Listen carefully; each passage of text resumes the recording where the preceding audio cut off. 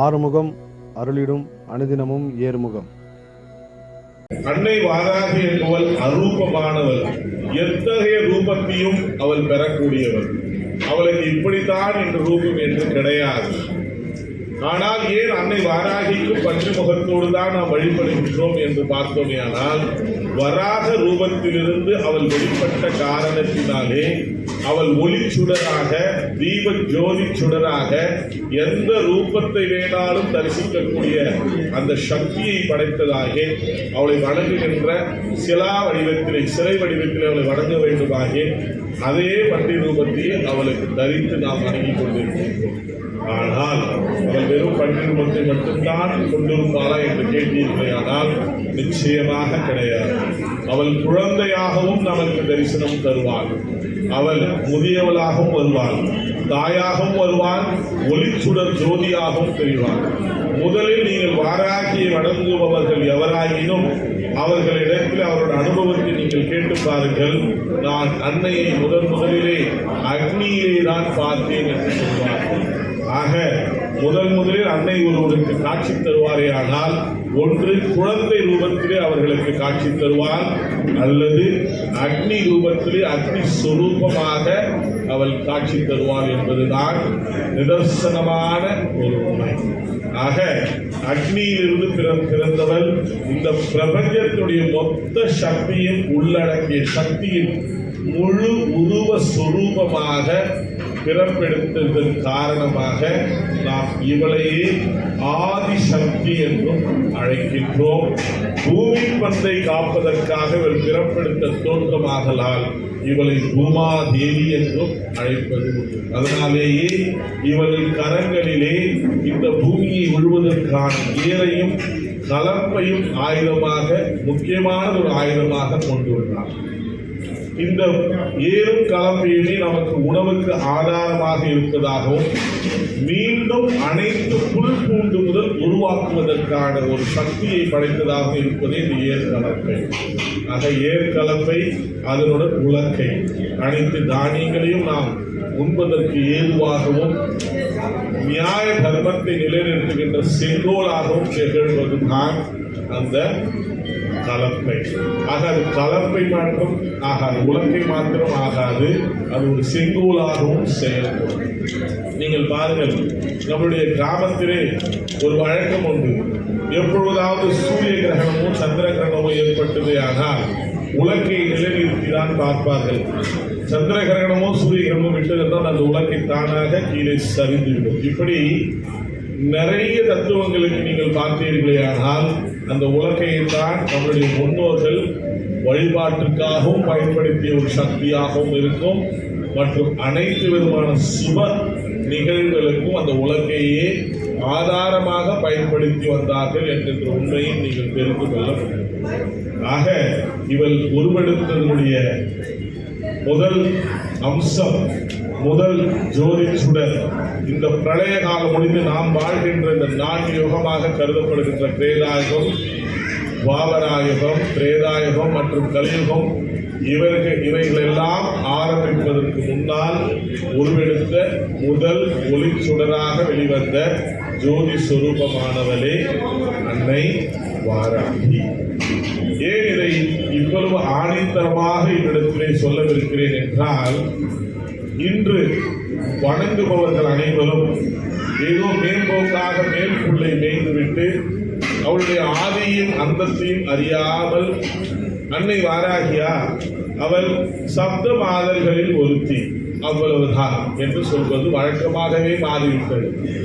அதையும் நாம் இங்கே விளக்க கடமைப்பட்டுள்ளோம். நாம் சப்த மாதர்களை கேள்விப்பட்டிருப்போம். பிராமி, கௌமாரி, வைஷ்ணவி, சாருந்தி, ஐந்திரி, வாராகி, இப்படி 7 மாதர்கள் இந்த பூமியை காப்பதற்காக ஏதோ ஒரு காலகட்டத்தில் இறைவன் அவர்களுக்கு பணி நியமித்துவிட்டு சென்றிருக்கின்றார். நீங்கள் இவ்விடத்திலே உங்கள் பகுத்தறிவை வைத்து நமது முன்னோர்கள் நமக்கு சொல்லிவிட்டு சென்ற வேதாந்த ரகசியமாக இருந்தாலும் சரி, புராணத்தில் அவர்கள் எடுத்து வைத்த உண்மைகளாக இருந்தாலும் சரி, அதை நீங்கள் அலசி ஆராய்ந்து பாருங்கள். ராமி என்றால் யார்? கௌமாரி என்றால் யார்? வைஷ்ணவி என்றால் யார்?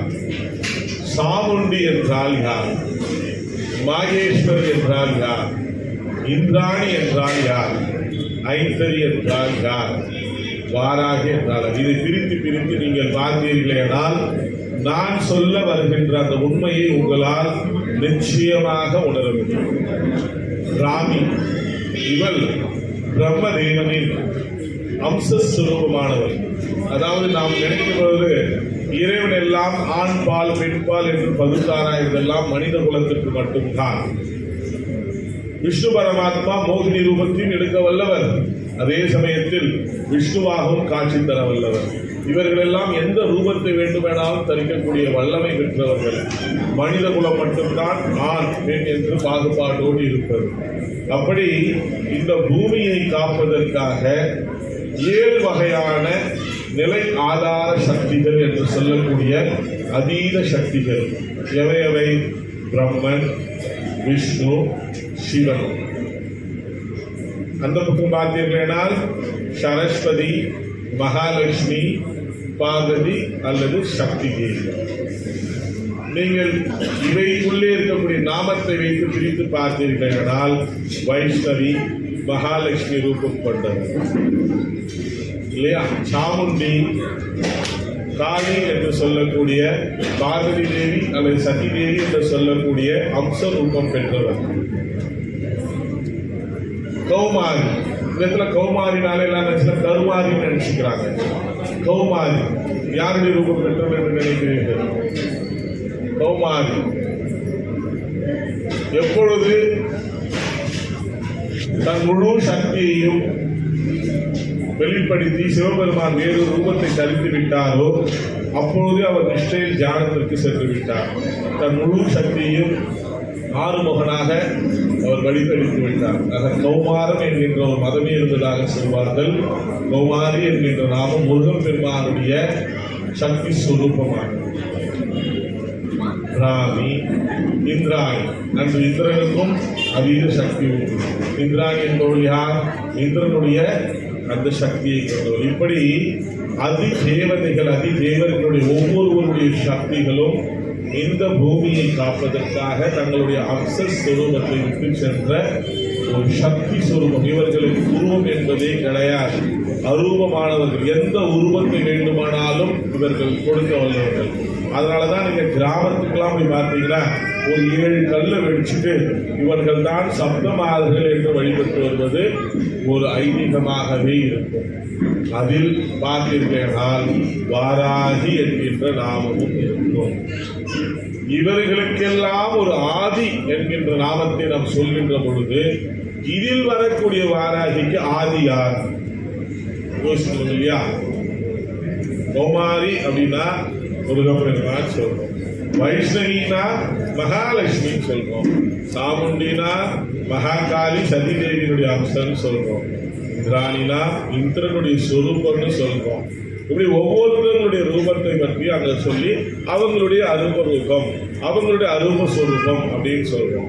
அப்ப இந்த இடத்துல ஒரு கேள்வி நிற்கிற 6 பேரை தவிர்த்துட்டு வாராகி இவர் யாருடைய அரூப ரூபம்? ஏதோ ரூபத்தினுடைய சொரூபமா தானே இருக்கணும். அப்படி இவர் தான் ஆதி சக்தி, முதல் தோன்றல். இப்பிரபஞ்சத்தில் நாம் வாழ்கின்ற இப்பிரபஞ்சத்தில் நாம் வாழ்கின்ற இந்த யுக காலத்தில் முதல் தோன்றலாக, முதல் சக்தியாக, சக்தி ரூபமாக வெளிவந்தவளே அன்னை வாராகி.